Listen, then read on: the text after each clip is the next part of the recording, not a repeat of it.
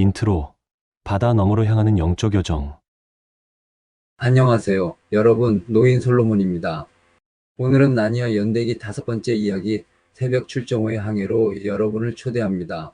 이 이야기는 믿음의 나침반이 흐려진 시대에 우리가 어디로 향해야 하는지를 묻는 영혼의 항로 지도와도 같은 이야기입니다. 바다는 미지와 두려움의 공간이지만 동시에 새로운 순종의 현장이지요. 이번 항해에는 에드먼드와 루시 그리고 그들의 사촌 유스터스가 동행합니다. 그들이 마주하는 섬마다 탐욕과 두려움 그리고 교만과 자기 합리화와 맞서며 아슬란의 임재 속에서 회개와 변화를 통과하게 됩니다. 오늘 우리는 섬들로 이어진 영적 커리큘럼을 따라갑니다. 이야기의 결말은 세상의 끝이 아니라 영혼의 빛과 현실 속 순종입니다.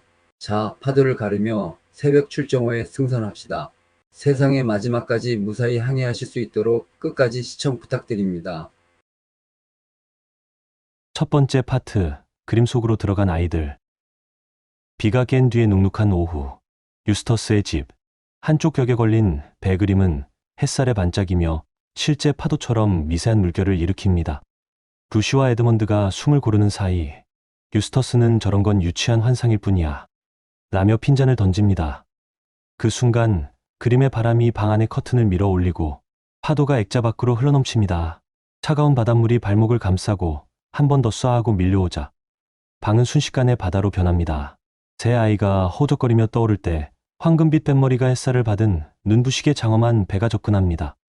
캐스피언 왕이 갑판 위에서 손을 내밀고 선원들의 줄이 날아옵니다. 그들은 새벽 출정호에 의해 구조되고 갑판의 솔내음과 타르 냄새, 젖은 밧줄의 무게가 현실처럼 코끝에 스칩니다. 캐스피언의 항해는 단순한 탐험이 아니라 미라즈가 추방했던 7 귀족을 찾아 정의의 빚을 갚는 것이었습니다. 즉, 왕권의 책임과 나라의 회복을 위한 순례였던 것입니다. 이 장면은 하나님이 우리를 뜻밖의 방식으로 부르시는 순간을 보여줍니다. 평범한 방 안의 그림이 생생한 바다로 변하듯 우리의 일상 한가운데서 하나님은 새로운 차원의 부르심을 주십니다. 믿음의 여정은 우리가 계획한 길이 아니라 하나님이 열어주시는 길에서 시작됩니다.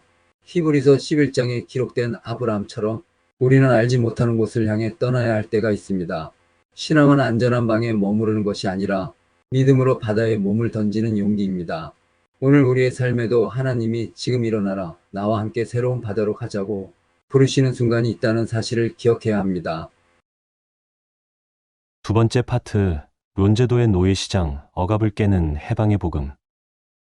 새벽 출정호는 론제도에 도착합니다. 처음에는 평범한 항처럼 보였지만 그 속에는 충격적인 광경이 기다리고 있었습니다. 섬의 중심지, 시장 한복판에서 사람들은 값이 매겨져 사고 팔리고 있었습니다. 쇠사슬에 묶인 남녀와 아이들, 가족이 서로 찢겨나가는 절망적인 모습은 보는 이의 마음을 무겁게 했습니다. 나니아의 왕 캐스피언과 아이들은 이 현실을 보고 분노했고 결국 부당한 제도를 무너뜨리고 억압받던 이들을 풀어주었습니다. 론 제도의 새로운 정의와 질서가 세워지는 순간이었습니다. 이 사건은 죄가 인간 사회 속에 구조적 억압으로 자리 잡을 때 어떤 모습이 되는지를 보여줍니다. 개인의 욕심과 탐욕이 모여 법과 제도를 만들고 결국 사람을 물건처럼 취급하게 되는 것이지요. 그러나 복음은 단지 개인 구원에 머무르지 않습니다. 예수님은 누가복음 4장에서 포로된 자에게 자유를 그리고 눌린 자를 자유케 하리라 라고 선포하셨습니다. 복음은 억압받는 자를 해방하는 소식이며 억눌린 자를 자유케 하는 능력입니다. 오늘날에도 보이지 않는 노예시장은 여전히 존재합니다. 착취적 노동과 차별, 경제적 불평등, 무관심 속의 고통이 그것입니다. 이 장면은 우리에게 묻습니다. 나는 나의 삶 속에서 누군가의 쇠사슬을 더 무겁게 하고 있지는 않은가? 우리 공동체는 억압받는 자들을 외면하고 있지는 않은가? 우리가 작더라도 정의를 선택하고 연대와 나눔의 길을 걸어갈 때 복음은 현실 속에서 해방의 능력으로 드러납니다. 론 제도의 노예들이 풀려났던 것처럼 오늘 우리의 순종을 통해서도 하나님의 나라가 임할 수 있습니다. 세 번째 파트, 용의 섬, 유스터스의 붕괴와 세 사람의 탄생. 새벽 출정호의 항해는 어느 날 황량하고 쓸쓸한 섬에 닿았습니다. 배에서 내려 탐험을 하던 유스터스는 무리와 떨어져 홀로 숲속을 헤매게 되었습니다. 그러다 그는 오래전에 죽은 용이 지키던 보물창고를 발견했습니다. 산처럼 쌓인 금화와 보석, 반짝이는 보물은 그의 눈을 사로잡았습니다.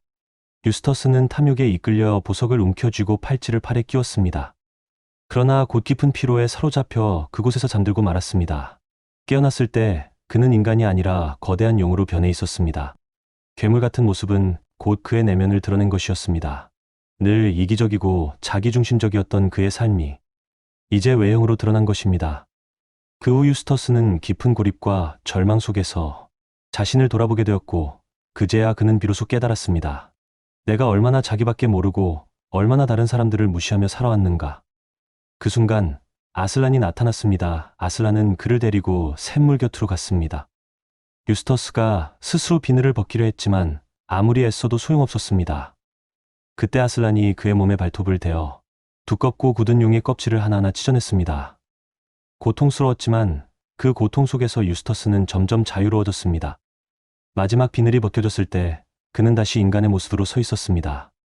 그리고 그 샘물 속에서 씻기며 새 사람으로 태어났습니다. 그 순간부터 유스터스는 완전히 달라진 아이가 되었습니다. 더 이상 옛날처럼 교만하거나 이기적이지 않았습니다. 그는 겸손을 배우고 친구들과 함께하는 법을 배우게 되었습니다.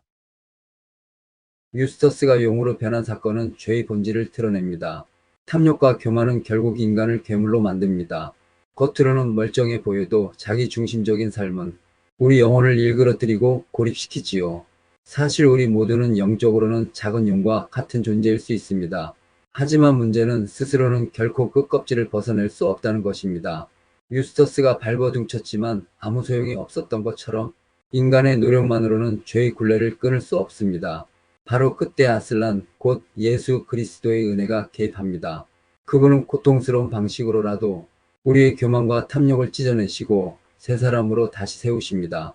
사도 바울은 골로새서 3장에서 너희가 옛사람과 그 행위를 벗어버리고 새 사람을 입었으니 이는 창조하신 이의 형상을 따라 지식에까지 새롭게 하심을 입은 자니라 라고 말씀하고 있습니다. 유스터스의 변화는 곧 회심의 은혜를 보여줍니다.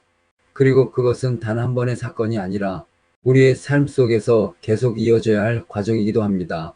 우리는 날마다 주님 앞에서 옛 사람을 벗고 새 사람으로 살아가야 합니다. 오늘 우리에게 던져지는 질문은 이것입니다. 내 안에 여전히 벗겨지지 않은 껍질은 무엇인가? 나는 주님의 손에 나 자신을 맡기고 그분의 고통스러운 은혜를 받아들일 준비가 되어 있는가? 이 질문 앞에 올바로 설 때 우리는 유스터스처럼 진정으로 새 사람이 되는 은혜를 경험할 수 있습니다. 네 번째 파트, 황금의 물, 번영의 유혹과 관계의 균열. 새벽 출정호는 항해를 계속하다가 어느 날 신비한 섬에 도착합니다. 그곳은 겉보기에 평범했지만 강 하나를 따라가던 일행은 충격적인 광경을 목격하게 됩니다. 물속에 들어간 것이 무엇이든 간에 모두 황금으로 변하는 강이 있었습니다. 바위, 나뭇가지, 심지어 생명체까지도. 그 순간 차갑고 무정한 황금으로 바뀌어 버렸습니다. 이 강은 상상할 수 없는 불을 안겨주는 곳이었지만 동시에 그만큼의 위험과 파멸을 품고 있었습니다. 황금의 매혹은 곧바로 인간의 마음을 흔들었습니다. 번쩍이는 황금은 눈을 멀게 하고 사람들 사이의 신뢰마저 흔들었습니다. 캐스피언 왕과 에드먼드는 이 황금의 강을 차지해야 한다는 욕망에 사로잡혀 서로 다투기 시작했습니다. 한때는 형제처럼 지내던 이들이었지만 황금 앞에서 서로를 경쟁자로 여기며 말싸움이 격해졌습니다. 잠시지만 그들의 눈에는 탐욕과 질투의 불길이 타올랐습니다. 그러나 이 위기의 순간 루시는 두려움 속에서 간절히 기도했고 아슬란의 이름을 떠올렸습니다. 그 순간 그들은 정신을 차리며 자신들이 얼마나 어리석은 유혹에 빠져 있었는지를 깨닫게 되었습니다. 황금의 강은 풍요와 축복의 상징이 아니라 인간의 탐욕과 분열을 드러내는 시험장이었던 것입니다. 황금의 강은 번영에 대한 유혹을 상징합니다. 세상은 종종 물질과 성공을 행복의 보증으로 내세웁니다. 그러나 그것은 눈에 보이는 황금처럼 매혹적이지만 결국 관계를 파괴하고 마음을 황폐하게 만드는 독이 되기도 합니다. 캐스피언과 에드먼드가 서로를 향해 분노를 터뜨렸던 장면은 부와 권력 앞에서 가장 가까운 관계마저도 쉽게 갈라질 수 있음을 보여줍니다. 이는 성경이 말하는 돈을 사랑함이 일만 악의 뿌리라는 말씀을 생생히 드러내는 장면입니다. 하나님은 우리가 풍요를 누리는 것 자체를 금지하지 않으십니다. 그러나 그것이 우상이 되어 우리의 마음을 지배하고 형제와 자매를 경쟁자로 바라보게 할 때 그것은 더 이상 축복이 아니라 시험이 됩니다. 황금의 물은 결국 만질 수도 소유할 수도 없는 저주였습니다. 참된 부유함은 손에 쥐는 황금이 아니라 하나님과 이웃과의 깊은 관계에서 나옵니다. 캐스피온과 에드먼드가 다툼을 멈추고 정신을 차렸던 순간은 바로 관계가 황금보다 귀하다는 진리를 깨달은 순간이었습니다.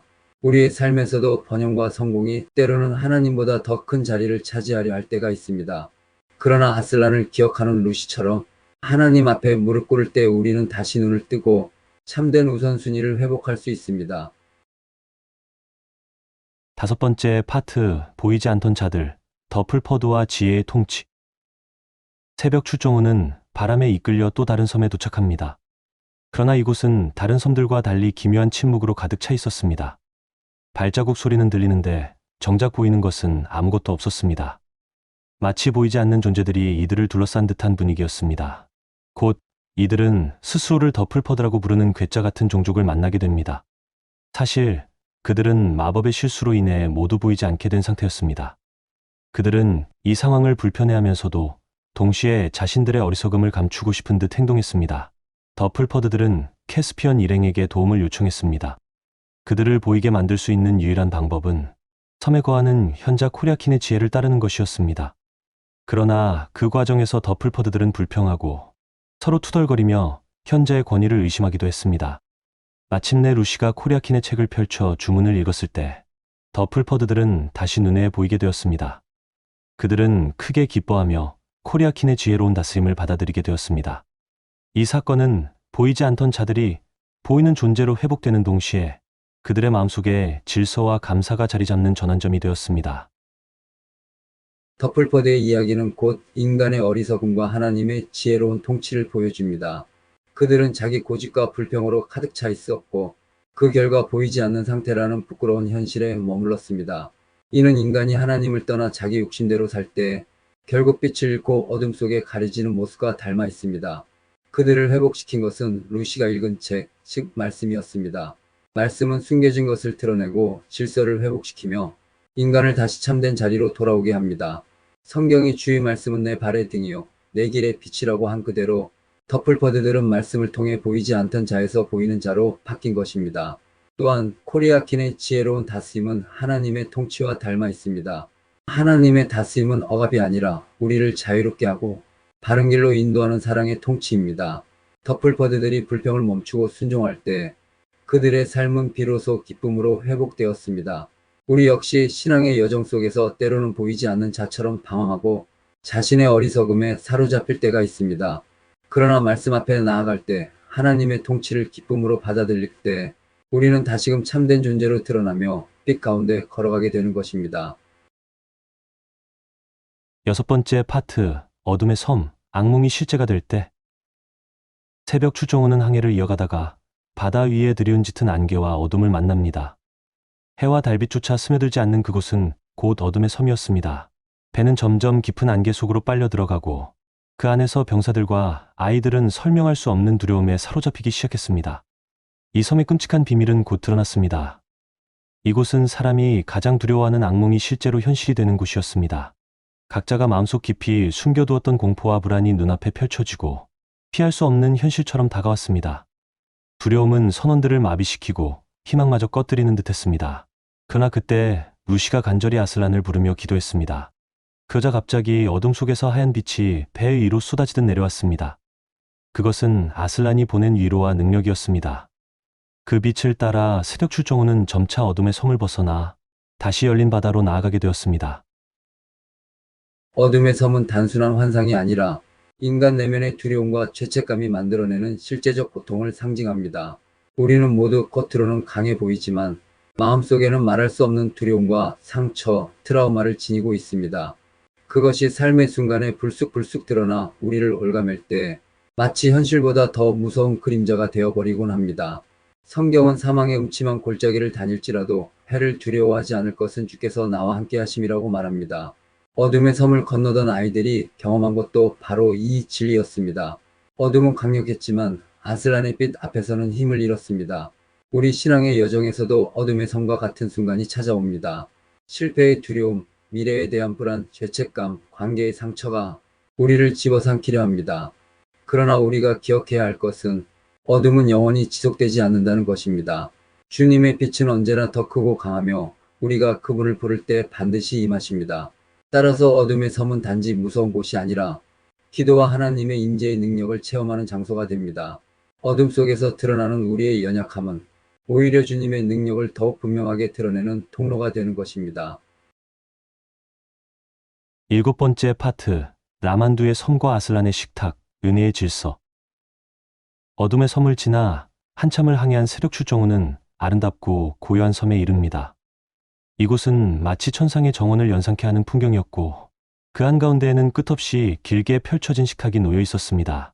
식탁 위에는 금빛 잔과 은빛 접시, 그리고 끝없이 이어진 음식들이 가득 차 있었는데, 모두 손대지 않았음에도 신선함을 그대로 간직하고 있었습니다. 그러나 식탁 끝자락에는 돌처럼 굳어버린 3명의 사람이 있었습니다. 그들은 바로 사라졌던 7 귀족 중 일부였습니다. 이 신비한 섬에는 별의 딸 라만두가 살고 있었습니다. 그녀는 아이들과 캐스피언에게 진실을 알려주었습니다. 3명의 귀족이 굳어버린 것은 인간의 다툼과 교만이 가져온 결과였음을 설명했습니다. 식탁은 아슬란이 친히 마련한 것으로 모든 피조물이 은혜 가운데 거하도록 주신 상징이었습니다. 그러나 탐욕과 다툼이 개입하는 순간 은혜의 자리는 심판의 자리로 바뀐 것이었습니다. 아이들과 선원들은 그 식탁 앞에 경외심을 가지고 앉았고 자신들의 힘이 아니라 아슬란의 은혜로 살아가고 있음을 깊이 깨닫게 됩니다. 라만두의 성과 아슬란의 식탁은 곧 하나님의 은혜와 질서를 상징합니다. 하나님은 피조물에게 풍성한 것을 허락하시되 그 은혜는 공동체적이고 질서 있는 방식으로 누려야 합니다. 그러나 인간은 언제나 자기 욕심과 경쟁심으로 인해 그 질서를 깨뜨리고 결국 은혜의 자리에서 멀어지게 됩니다. 사도 바울은 고린도전서 11장에서 성찬을 무질서하게 받던 교회에 대해 경고하며 성찬은 자기만을 위한 것이 아니라 그리스도의 몸된 공동체 전체를 위한 것임을 강조했습니다. 아슬란의 식탁은 바로 그 진리를 상징합니다. 은혜는 나 혼자만의 축복이 아니라 함께 나누고 함께 누릴 때 비로소 온전히 드러납니다. 또한 굳어버린 귀족들의 교만과 다툼은 어떻게 하나님의 은혜를 막아버리는지를 보여줍니다. 은혜는 언제나 겸손한 자, 감사하는 자에게 흘러갑니다. 그러므로 신앙의 여정에서 우리는 늘 이 질문을 던져야 합니다. 나는 은혜를 내 소유로 만들려 하는가, 아니면 함께 나누는 자리로 흘려보내는가? 또한 라만두의 섬은 우리에게 성찬적 삶을 가르칩니다. 매일의 식탁에서 우리의 대화와 관계 속에서 우리는 아슬란의 식탁을 기억해야 합니다. 하나님이 베푸신 은혜의 질서 안에 살아갈 때 우리의 삶은 하나님의 나라를 드러내는 자리가 됩니다. 8번째 파트, 백합의 바다와 세계의 끝, 빛으로 가는 마지막 로. 새벽 출정호에는 여러 종족들이 함께 타고 있었는데 그 중에서도 특별히 눈에 띄는 존재가 있었습니다. 바로 리페치프, 용감하고 고결한 쥐기사였습니다. 그는 몸집은 작았지만 언제나 두려움 없이 싸우며 기사도의 명예를 지키는 존재였습니다. 무엇보다 그의 마음 깊은 곳에는 오래전부터 간절한 소망이 있었습니다. 언젠가 세상의 끝을 넘어 아슬란의 나라에 이르러 그분을 대면할 거야. 항해 내내 리페치프는 그 소망을 잊지 않았습니다. 그래서 배가 마지막 경계, 곧 세계의 끝자락에 다다랐을 때 그는 주저하지 않았습니다. 이제는 자신이 홀로 그 길을 가야 한다는 것을 알았기 때문입니다. 바다는 수정처럼 맑아졌고 그 위로는 데카꽃이 끝없이 피어난 바다가 펼쳐졌습니다. 향기로운 바람은 마치 천상의 기운을 불어넣는 듯했습니다. 리페치프는 작은 배에 올라타 노를 저으며 앞으로 나아갔습니다. 그의 눈빛은 두려움이 아니라 환한 기쁨과 평안으로 가득 차 있었습니다. 아이들과 캐스피어는 눈물로 그를 배웅했지만 리페치프는 밝게 웃으며 손을 흔들고 점점 더 빛 속으로 사라져갔습니다. 그의 소망은 마침내 성취되었고 새벽 출정호의 항해는 이 장면으로 절정을 맞이했습니다. 그리고 아이들은 곧 아슬란과 대면하게 되고 아슬란은 아이들에게 말합니다. 너희는 이제 다시 나니아에 올 수 없지만 걱정하지 말아라. 너희 세계에서도 나를 만날 수 있다. 다만 그곳에서 나는 다른 이름으로 불린단다. 너희는 반드시 그 이름으로 나를 찾아야 한다. 그것이 바로 너희가 그곳에서 살아가는 이유다. 부시와 에드먼드는 눈물을 흘리며 아슬란과 작별했지만 그 눈물은 단순한 이별이 아니라 새로운 사명과 소망의 눈물이었습니다.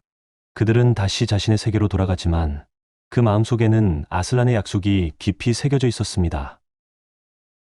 리페치프의 마지막 모습은 곧 성도의 순례자적 삶을 보여줍니다. 그는 작은 쥐였지만 누구보다 큰 믿음과 소망을 지니고 있었습니다. 세상의 끝을 넘어 아슬란의 나라에 이르려는 그의 여정은 신자가 죽음을 소망 가운데 맞이하는 모습을 상징합니다. 사망아 내쏘는 것이 어디 있느냐 라는 말씀처럼 부활의 소망이 있는 자에게 죽음은 두려움이 아니라 영광의 문이 되는 것입니다. 아슬란과 아이들의 마지막 대화도 깊은 메시지를 줍니다. 아슬란은 너희 세계에서도 나를 다른 이름으로 만날 수 있다고 말합니다. 이는 곧 예수 그리스도를 가리킵니다. 나니아에서 아슬란을 만난 경험은 끝이 아니라 이제 현실 세계에서 예수님을 찾고 따르는 삶으로 이어져야 한다는 소명을 주는 것입니다. 루시와 에드먼드의 눈물은 단순한 슬픔이 아니라 그 약속을 붙잡은 믿음의 눈물이었습니다. 이것은 신앙인의 삶이 나니아 같은 특별한 체험에서 끝나는 것이 아니라 우리의 일상 속에서도 계속 이어져야 함을 보여줍니다. 백합의 바다는 성결과 순결의 상징입니다. 믿음의 여정을 끝까지 달려간 자는 마침내 순결한 영광 가운데 하나님 나라로 들어갑니다. 따라서 새벽 출정호의 마지막 장면은 우리에게 이렇게 선포합니다. 우리의 인생의 항해는 결국 하나님의 나라로 이어지며 우리는 예수 그리스도를 이 땅에서 반드시 만나야 하고 우리의 죽음은 끝이 아니라 빛으로 들어가는 새로운 시작이다. 마무리와 다음 편 예고. 우리는 지금까지 새벽 출정 후의 항해를 따라 나니아의 바다를 건너며 신앙의 여정을 함께 걸어왔습니다. 아이들이 그림 속으로 빨려 들어가 모험을 시작한 순간부터 론 제도의 억압을 깨뜨린 해방의 복음, 용의 섬에서 유스터스가 옛사람을 벗고 새 사람으로 태어난 사건, 황금의 물이 드러낸 탐욕과 관계의 균열, 보이지 않던 자들의 섬에서 지혜의 통치가 세워지는 과정, 그리고 어둠의 섬에서 마주한 두려움과 아슬란의 권능, 라만두의 식탁에서 경험한 은혜의 질서, 마지막으로 백합의 바다에서 맞이한 빛의 나라까지. 이 모든 여정은 단순한 모험담이 아니라 바로 우리 신앙의 길을 비추는 은이었습니다. 우리는 그 속에서 욕망의 덫과 싸우는 인간의 연약함을 보았고, 동시에 은혜로 새롭게 하시는 하나님의 손길을 보았습니다. 또한 관계 속에서 갈등을 치유하시는 사랑, 어둠을 이기시는 빛, 끝내 우리를 하늘의 나라로 인도하시는 소망의 하나님을 만났습니다. 새벽 출정호는 우리 모두가 걸어가는 믿음의 항해, 곧 천성을 향한 순례자의 여정을 상징합니다. 그러나 여정은 여기서 끝나지 않습니다. 다음 이야기, 은희자에서 우리는 또 다른 도전을 맞이합니다. 이번에는 유스터스가 새로운 친구 질폴과 함께 깊은 땅속 세계로 들어가게 됩니다. 그곳에서 그들은 포로로 잡힌 왕자를 구출하고 환상과 거짓의 어둠 속에서 진리의 빛을 붙잡는 싸움을 감당하게 되지요. 새벽 출정호가 우리에게 하늘 끝의 소망을 보여주었다면 은희자는 땅속 깊은 어둠 속에서도 꺼지지 않는 하나님의 진리를 보여줄 것입니다. 그러니 다음 시간에도 꼭 함께 하시어 루이스가 들려주는 깊은 신앙의 비밀과 나니아의 새로운 모험을 이어가시길 바랍니다. 시청해주셔서 감사합니다. 노인 솔로몬이었습니다.